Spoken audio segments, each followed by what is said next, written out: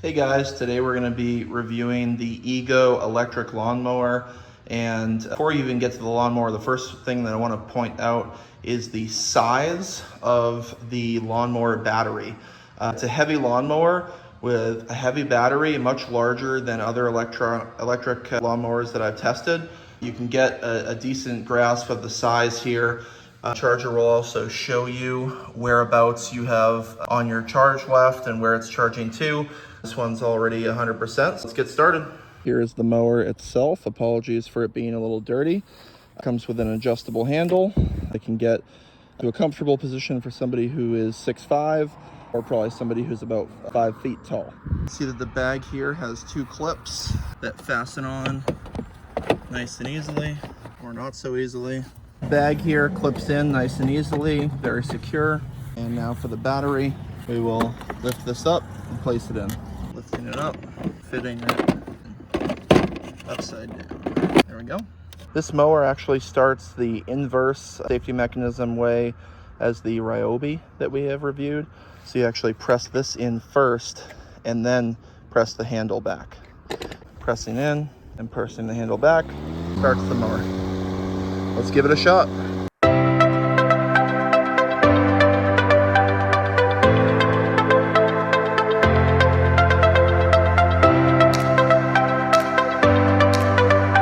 Mower also has adjustable height sensors, so this shortens the blade to grass.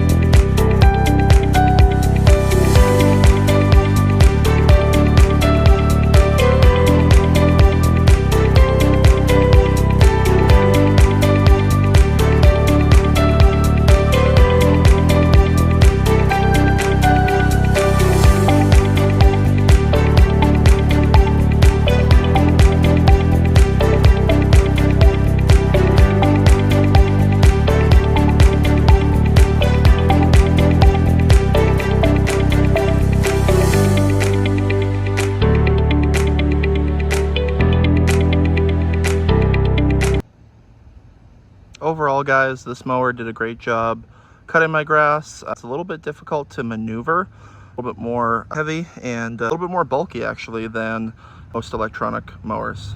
Overall, I'd give the Ego electric lawnmower a solid 4.5 out of 5. It's not quite as maneuverable as the Ryobi.